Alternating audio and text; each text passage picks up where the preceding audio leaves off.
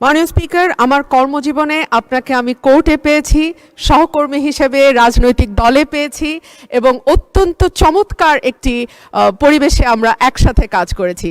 আশা করি সামনের দিনগুলোতেও আপনার সেই সহযোগিতা অব্যাহত থাকবে। মাননীয় স্পিকার, আপনার মাধ্যমে মাননীয় মন্ত্রীর কাছে আমার প্রশ্ন, ব্রাহ্মণবাড়িয়া ২ তথা সরাইল, আশুগঞ্জ এবং বিজয়নগরের একাংশ। মাননীয় স্পিকার, এখানে দুটো ইউনিয়ন আছে, পাকশিমুল এবং ওরাইল। এই দুটো ইউনিয়নের ভেতরে যেই গ্রামগুলো, সেখানে যাবার জন্য কোনো রাস্তা নেই।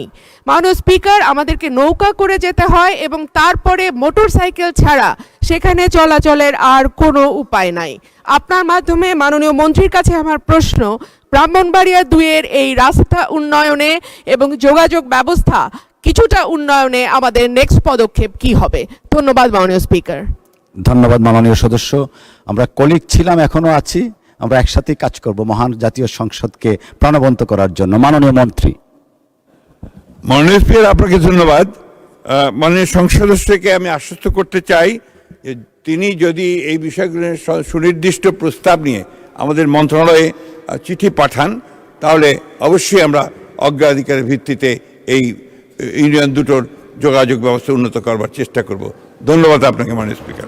দৈনিক আজকের বাংলা .net